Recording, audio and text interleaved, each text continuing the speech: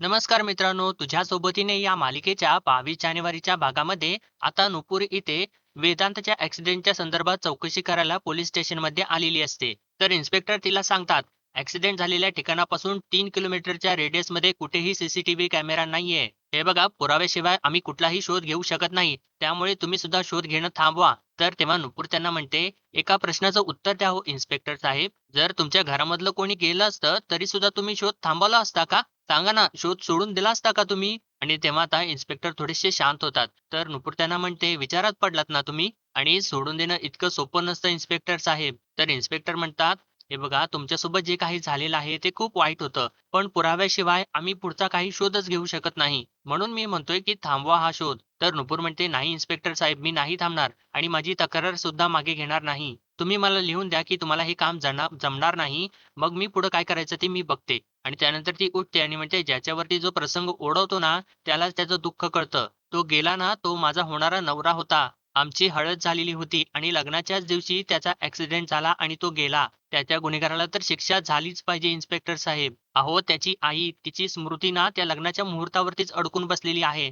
तेच आठवतं हो त्यांना सगळं. अहो, एकुलता एक मुलगा गेलेला आहे त्यांचा. एका आईला, त्याच्या होणाऱ्या बायकोला आणि माझ्या निर्दोष वेदांतला न्याय हा मिळालाच पाहिजे. आणि त्यासाठी ना मला कितीही खेटे घालावे लागले ना तरी सुद्धा मला चालतील. पण मी शोध थांबवणार नाही म्हणजे नाही. मी पुन्हा येणार. जोपर्यंत आम्हाला न्याय मिळत नाही ना तोपर्यंत मी पुन्हा पुन्हा येईन." असं म्हणून ती रडत-रडत आपले डोळे पुसते आणि तिथून निघून जाते. आणि बाहेर पडत असताना ती काही फाईल असते ती फाईल आपल्या पिशवीमध्ये ठेवते. आणि त्यानंतर ती आता रस्त्याने चालत चाललेली असते. आणि तेव्हा ती जात असताना तिला ते इन्स्पेक्टरचे शब्द सगळे काही आठवत असतात. ते म्हणालेले असतात, की "हे बघा, पुराव्याशिवाय आम्ही कुठलीही पुढची चौकशी करू शकत नाही. आणि आम्ही शोध नाही घेऊ शकत. त्यामुळे तुम्ही सुद्धा शोध घेणं थांबवा." आणि ती आता मनात पुढे म्हणत असते, "वेदांत, मी तुला न्याय मिळवून दिल्याशिवाय मी स्वस्थ बसणार नाही. I promise." असं ती बोलत असते. आणि इतक्यातच मित्रांनो, एक चोर मागून येतो आणि त्याने तोंडाला रुमाल वगैरे बांधलेला असतो. आणि तो धावत येऊन नुपूरच्या हातामधली बॅग खेचून घेतो आणि तिथून तो पळू लागतो. तर तेव्हा नुपूर सुद्धा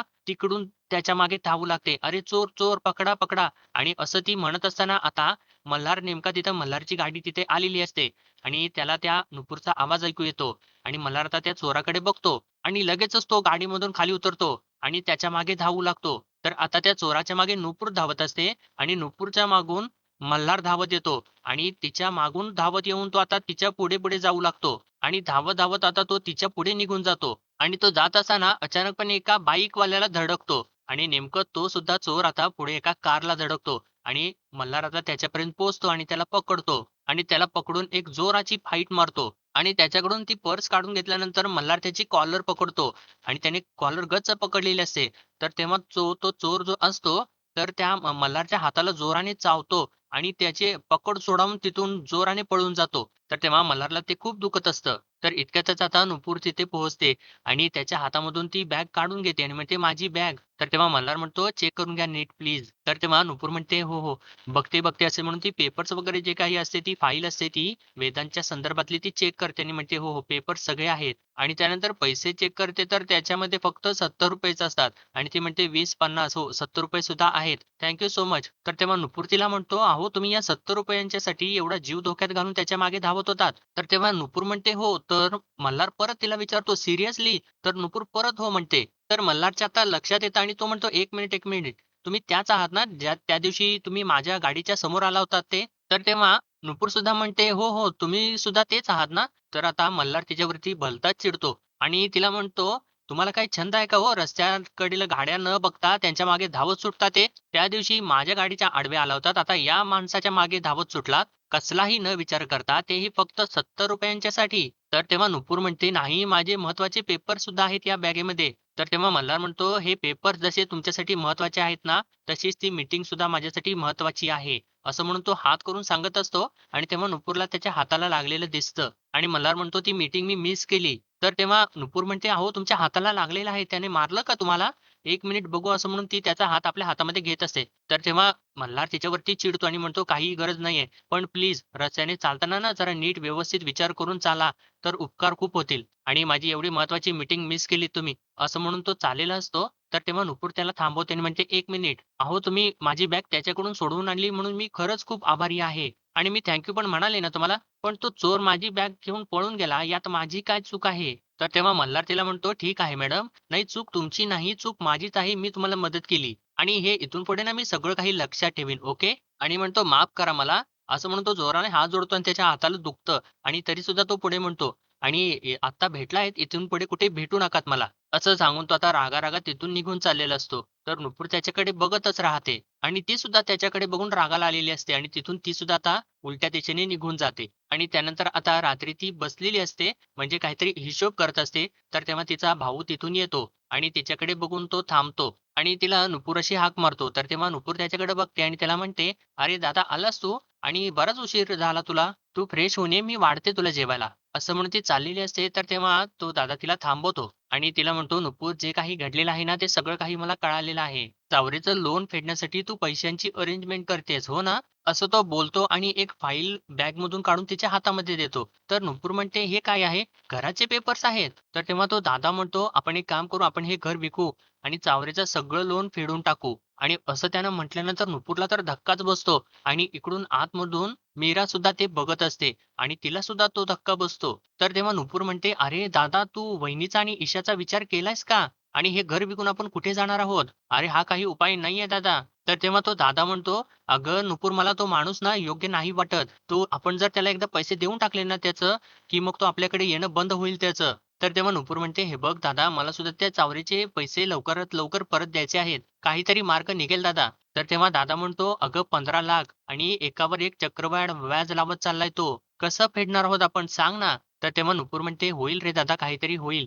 हे बघ आपण ना याच्यावरती बोलूयात, शांतपणाने बोलूयात. आता बराच उशीर झालेला आहे. तू जेवून घे पटकन. आपण बोलूयात. ये चल ये." असं म्हणून ती आत चाललेली असते. तर तेव्हा दादा तिथेच थांबतो आणि तिच्याकडे बघून थोडंसं हसत असतो. तर नुपूर परत येते आणि त्याला विचारते, "अरे दादा चल ना, काय झालं?" तर तेव्हा दादा म्हणतो, "अगं नुपूर, मला खरंच कधी-कधी कळत नाही, की आपल्या दोघांच्यामध्ये मोठं कोण आहे? तू आहेस का मी आहे?" तर तेव्हा नुपूर म्हणते, "अरे तूच आहेस आणि तूच राहा माझा दादा आणि तू आहेस म्हणून मला केवढा आधार वाटतो माहितीये का? आणि तू ना हे सगळं स्वतःला सारखं-सारखं अपयशी, अपयशी म्हणू नकोस हां. कारण वाचतो ना सतत तथास्तु म्हणत असतो. आपण असंच म्हणायचं सतत, की आपण यशस्वी होत आहे. म्हणजे कुठला ना कुठलातरी मार्ग सापडतो रे." तर तेव्हा दादा म्हणतो, "बरं ठीक आहे.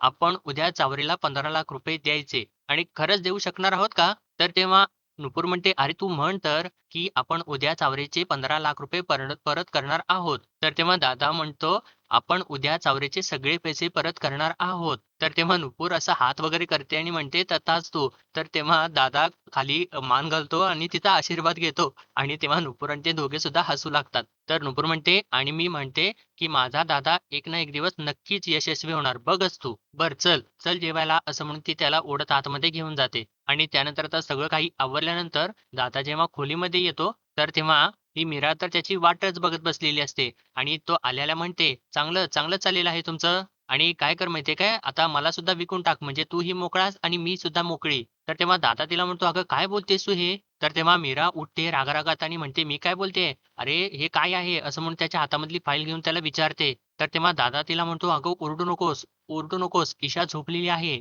तर तेव्हा मीरा म्हणते, "हो का? एवढी काळजी आहे ना तुला तिची? मग घर का विकायला काढलेलं आहेस? ऐकलं आहे मी तुझं आणि तुझ्या बहिणीचं बोलणं मी ऐकलेलं आहे." तर तेव्हा तो दादा म्हणतो, "अगं तिने कर्ज फेडायची जबाबदारी घेतलेली आहे.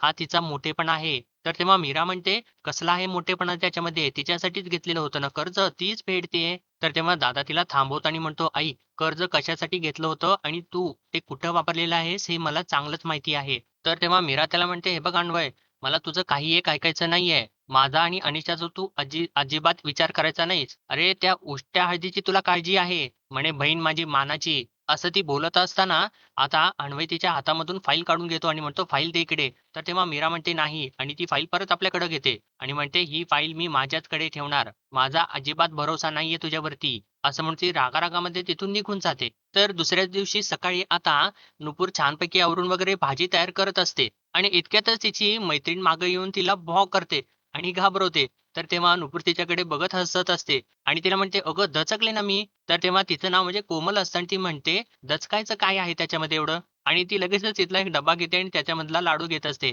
तर तेव्हा नुपूर तिला म्हणते, "अगं हात तरी धुव कोमल." तर तेव्हा कोमल म्हणते, "अगं हात काय धुवायचा आहे त्यात?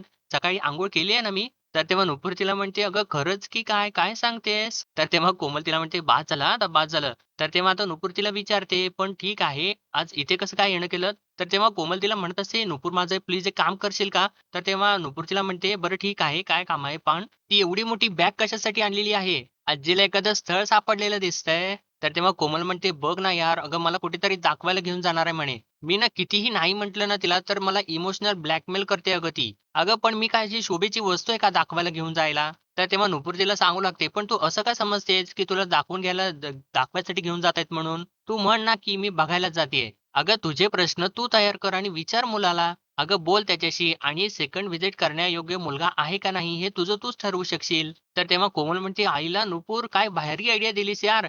इस बात पे तुझे झप्पी." असं तिला म्हणून ती मिठीच मारते. तर तेव्हा नुपूर आता तिला विचारते, "बरं ठीक आहे, काम काय आहे ते तरी सांग." तर तेव्हा कोमल बाहेर जाते आणि एक फाईल घेऊन येते आणि तिला म्हणते, "हे घे ही फाईल ना, ही फाईल आहे ना, ही फाईल ही सुमती इव्हेंटच्या इव्हेंट वेनवरती पोहोचवायची आहे ती सुद्धा ताबडतोब." तर तेव्हा तिला नुपूर विचारते, "ताबडतोब म्हणजे काय?" तर तेव्हा कोमल तिला म्हणते, "अगं आज आत्ताच्या आत्ता पोहोचवायची आहे आणि प्लीज नाही नको ना म्हणू. मेरी इज्जत का सवाल है आणि आजच्या इव्हेंटचे सगळे डिटेल्स या फाईल्समध्ये आहेत. तू ही फाईल ना फक्त मॅनेजरकडे देशील ना? आणि हो सगळ्यात महत्त्वाचं तिथे मंदार खानविलकर नावाचा प्राणी असेल. त्याच्या आसपास सुद्धा ना तू चुकूनही फिरकू नकोस हां." तर तेव्हा नुपूर म्हणते, "अगं पण मी कशाला फिरकू?" तर तेव्हा कोमल म्हणते, "तसं नाही गं, तो तिथेच असणार. अगदी त्रास आहे डोक्याला." तर नेमकं त्यावेळेला इकडे मंदार असतो, तो दोघांच्या वरती जोराने ओरडत असतो आणि म्हणत असतो, "ही काय आहे? तुमची अजून तयारी नाही झालेली आणि हे काय घेऊन आलायत माझ्याकडे?" असं म्हणून त्याच्या हातामधली फाईल तो जोराने फेकून देतो. तर इकडे कोमल म्हणत असे, "त्याला ना सगळं काही परफेक्ट लागतं. एकदम परफेक्शनिस्ट आहे तो." तर तेव्हा नुपूर म्हणते, "अगं किती बोरिंग आहे ते." तर तेव्हा कोमल म्हणते, "तसं काम चांगला करतो, पण इव्हेंट जर असेल ना, तर त्याच्या अंगामध्ये भूत संचारतं आणि जो तो समोर येईल ना, त्याची वाटच लावत सुटतो तो माहिती आणि इकडे आता मल्हार त्यांना सांगत असतो, "मल्हार खानविलकर कधीच कोणाला सुद्धा सेकंड चान्स देत नाही." असं रागारागात बोलून तिथून निघून जातो. तर त्याची आता इकडे कोमल म्हणते, "हे बघ मी मॅनेजरचा फोन नंबर तुला देते आणि तुझा फोन नंबर तू त्याला देते मी आणि तू ना तो फाईल कलेक्ट करेल तुझ्याकडून." असं सांगून ती आता तिथून निघून चाललेली असते आणि परत येते आणि तिला म्हणते, "नुपूर तू एक काम कर, तू तिथे गेलीस ना व्हेन्यूवरती, की त्यांना फोन कर आणि सांग, की मी बाहेर आहे म्हणून तुम्ही बाहेर या." तर तेव्हा नुपूर तिला म्हणते, "अगं मी बघते काय करायचं आहे ते, तू जा आता." असं म्हणून तिला ती पाठवून देते. तर तेव्हा कोमल परत येते आणि म्हणते, "आणि सगळ्यात महत्त्वाचं तू तिथे जाऊन ना मल्हार सरांच्या बरोबर अजिबात बोलू नकोस. वाघोबा आहेत ते वाघोबा. मावशी आहे." तर आतून ईशा ते ऐकते आणि म्हणते, "तो जर वाघोबा असेल ना, तर माझी आत्या तर ना वाघोबाची मावशी आहे मावशी." तर नुपूर आता तिला म्हणते, "कोमल आता जा चल उशीर होईल." असं म्हणून तिला ढकलून पाठवून देते. तर इकडे आता मल्हार कुकला घेऊन येत असतो आणि त्याला विचारत असतो, "झाली का सगळी तयारी?" तर तेव्हा कुक त्याला सांगत असतो, "तुम्ही सांगितल्याप्रमाणे मराठमोळं अगदी सगळं व्यवस्थित तयार आहे." तर तेव्हा मल्हार म्हणतो, "वेल, वेल. तुमच्याकडून हीच अपेक्षा होती." आणि त्यानंतर तो त्या पदार्थांच्या पर्यंत पोहोचतो आणि म्हणतो, "चला मग टेस्टिंगला सुरुवात करूयात." तर तेव्हा तो कुक म्हणतो, "अहो सर एवढ्या वर्षांचा विश्वास आहे मला आणि तुम्ही माझ्या प्रामाणिकपणावरती अविश्वास दाखवताय." तर तेव्हा मल्हार म्हणतो, "माझ्यासाठी ना विश्वासापेक्षा परफेक्शन जास्त महत्त्वाचं आहे आणि जर परफेक्शन टिकवून ठेवायचं असेल तर परीक्षा तर घ्यावीच लागेल. बरोबर आहे ना?" असं त्याने विचारल्यानंतर कुक म्हणतो, "हो ठीक आहे." तर मल्हार म्हणतो, "चला मग कुठून सुरुवात करूया?" तर इतक्यातच त्याचा मित्र मल्हारचा म्हणतो, "मल्हार त्या मनगणपासून सुरुवात करूया. अरे अस्सल मराठमोळं वाटतंय ते. अरे ते बघितल्या-बघितल्या माझ्या तर तोंडाला पाणी सुटलं यार." तर तेव्हा कुक म्हणतो, "तुम्हाला सांगतो सर एक वेळ तुमचं पोट भरेल, पण तुमचं मन नाही भरणार." तर तेव्हा मल्हार म्हणतो, "ठीक आहे, लेट्स ट्राय." असं म्हणून तो टेस्ट करतो आणि टेस्ट केल्यानंतर कुक तर त्याच्याकडे बघतच राहतो. तर इकडे आता नुपूर डबे तयार करत असते आणि त्याच्यावरती चिठ्ठ्या चिटकवत असते. इतक्यातच आता कृष्णा काका तिथं येतात आणि तिला हाक मारतात. तर तेव्हा नुपूर म्हणते, "हो, हो, झाले, झाले, डबे झालेच आहेत, येतेच मी." असं म्हणून ती आता डबे घेऊन धावत बाहेर येते. तर तेव्हा कृष्णा काका म्हणत असतात, "लवकर या, ट्रॅफिक लागेल, मग पंचायत होईल आमची." तर तेव्हा नुपूर समोर आल्यानंतर ते डबे बघतात आणि म्हणतात, "वाह, वाह! झाले तयार." आणि ते म्हणतात, "बरं, वाह, वाह! छान आणि आज काय लिहिलंय बघू चिठ्ठीवरती?" असं म्हणून ती चिठ्ठी वाचतात. म्हणजे नुपूर रोज काही ना काहीतरी त्याच्यावरती छान अशी चिठ्ठी लिहीत असते आणि तेव्हा ती चिठ्ठी ते वाचतात आणि त्यावरती लिहिलेलं असतं नुपूरने, "मन जिंकण्यासाठी प्रेमाचा एक घास पुरेसा असतो." तर ते वाचल्यानंतर कृष्णा काका म्हणतात, "वाह, वाह! छान लिहिलेस आणि हे तू असं काहीतरी लिहितेस ना, त्याच्यामुळे ते 401 वाले मालनकर काका काय म्हणतात माहिती का? ते म्हणतात, "ह्या चिठ्ठ्या वाचल्या ना, की 2 घास जास्तच जातात." असं म्हणून ते हसत असतात. तर तेव्हा नुपूर म्हणते, "कृष्ण मामा, जेवण बनवणाऱ्याच्यात आणि खाणाऱ्याच्यात हा संवाद जर झाला ना, तर तेव्हा ईशा तिथं असते आणि ती मध्येच बोलते. मग खाण्याची लिज्जत वाढते." तर तेव्हा हे दोघे सुद्धा हसू लागतात आणि नुपूर म्हणते, "लिज्जत नाही, लज्जत वाढते, लज्जत." तर तेव्हा कृष्णमामा म्हणतात, "चला, चला मला उशीर होईल, ट्रॅफिक वाढेल." असं म्हणून ते आता डबे भरू लागतात. तर इकडे आता मल्हार चिडत असतो आणि तो म्हणत असतो, "हा साबुदाणे वडा हा सुद्धा कच्चाच आहे. अस्सल मराठमोळं जेवण हवं म्हणून खास तिप्पट रक्कम देऊन तुम्हाला इथे बोलावलेलं आहे आणि त्या बदल्यात तुम्ही काय दिलेलं आहे? कच्चा साबुदाणा. अस्सलच्या नावाखाली फालतू चवीमध्ये फेरफार केलेलं मनगण. हा आहे का तुमचा प्रामाणिकपणा? मला प्रत्येक गोष्ट परफेक्ट लागते आणि तुमचं काम परफेक्ट नाहीये. रिजेक्टेड आणि तुम्ही निघू शकता." असं म्हणून आता मल्हार चाललेला असतो, तर तेव्हा तो कुक म्हणतो, "सर सॉरी पण मला एक संधी द्या ना." तर तेव्हा मल्हार म्हणतो, "एक चान्स दिलेला होता तुम्हाला, हो ना? सॉरी पण मल्हार खानविलकर आणि लाईफ कधीच कोणाला सेकंड चान्स देत नाही. तुम्ही निघू शकता." असं म्हणून तो आता तिथून निघून जातो. तर इकडे आता नुपूर शेवटचा डबा भरत असते. इकडं विष्णूमामा विचारतात नुपूरला, "कोणी नवीन डबा लावलाय वाटतं?" तर तेव्हा नुपूर म्हणते, "ते काय आहे ना, ते विष्णूमामा म्हणून आपले एक नवीन कस्टमर आहेत. काही दिवसांच्यासाठीच. अहो त्यांच्या घरचे सगळे ना गावी गेलेले आहेत आणि मी ना त्यांना चांगलंच ओळखते. आणि हे सगळे दिवस ना ते नक्कीच काहीतरी बाहेरचंच खात चटर खातील, नाहीतर उपाशी राहतील. त्यामुळे हा 8वा डबा ना त्यांच्यासाठी आहे आणि नक्की द्या हां, विसरू नका." असं ती बोलते. तर तेव्हा विष्णू मामा तर एकदम भावूक होतात आणि म्हणतात, "माझ्यासाठी केलास हा डबा? किती विचार करतेस तू माझा. नाहीतर आजकालची मुलं आपल्या सख्ख्या बापाला सुद्धा विचारीत नाहीत. आणि तू नुपूर तू माझ्यासाठी" असं म्हणून ते हात जोडत असतात. तर तेव्हा नुपूर त्यांचा हात हातात घेते आणि म्हणते, "अहो, अहो, काय विष्णू मामा, मुलगी मानता ना मला आणि हे सगळं चालणार नाही हां अजिबात." तर तेव्हा विष्णू मामा म्हणतात, "बरं बाई, आशीर्वाद तर देऊ शकतो ना?" तर तेव्हा नुपूर म्हणते, "हो, ते चालेल." तर तेव्हा विष्णू मामा म्हणतात, "खूप मोठा होऊ दे तुझा व्यवसाय, खूप मोठी हो. अगं पोरी तुझ्या हातचं खाल्लंय मी. अगं चव तर अशी अक्षरशः जिभेवरती रेंगाळते. डबा खाणारा अगदी चवीने खातच राहतो."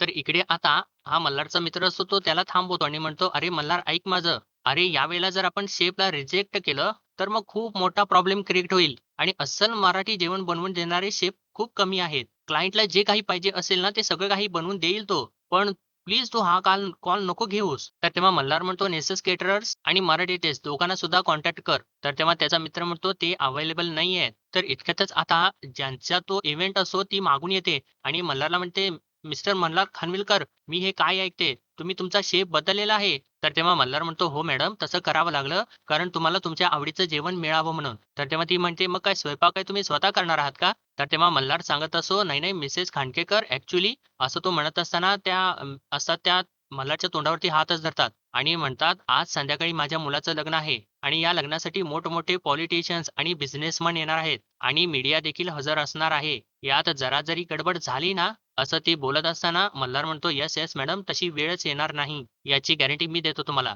तर तेव्हा ती म्हणते, "आवडला, तुमचा कॉन्फिडन्स आवडला मला. पण मी देखील तुम्हाला एका गोष्टीची गॅरंटी देते. तर जेवणामध्ये जरा जरी चूक आढळली ना, तर हा तुमचा शेवटचा इव्हेंट असेल." तर तेव्हा मल्हार म्हणतो, "तशी वेळ येणार नाही मॅडम. कारण माझ्या आईच्या कृपेने अन्नपूर्णेचा हात सतत आमच्या डोक्यावरती असतो." तर तेव्हा इकडे आता विष्णूमामा नुपूरला म्हणत असतात, "एक दिवस नक्कीच असा येईल, की तुझ्या हाताची चव शोधत शोधत लोकं इथं येतील. खूप मोठी होशील तू." तर इकडे आता ती बाई मल्हारला म्हणते, "मग आज नाहीये का अन्नपूर्णा देवी तुमच्या मदतीला? कारण देवी नाही आली ना, तर तुम्हाला कोणीही मदत करू शकणार नाही." असं सांगून ती आता रागा-रागात तिथून निघून जाते. तर तेव्हा मल्हार आता विचारात पडतो. तर इकडे आता नेमकं त्यावेळेलाच त्या मल्हारची ताई तिथं इव्हेंटच्या ठिकाणी पोहोचते आणि ती म्हणत असते, "काय काय चाललंय हे नॉनसेन्स तुमचं? इतकं स्लो काम करताय तुम्ही. तुम्हाला माहिती आहे ना क्लायंट किती महत्त्वाचे आहेत आपल्यासाठी आणि इतकं स्लो काम." तर तेव्हा तो मॅनेजर म्हणत असतो, "मॅडम ऑलमोस्ट कामं झालेली आहेत." तर तेव्हा ती ताई म्हणत असते, "काय कामं झालेली आहेत? बघा अजून टेबलवरती सेंटर पीसेस टाकलेले नाहीयेत.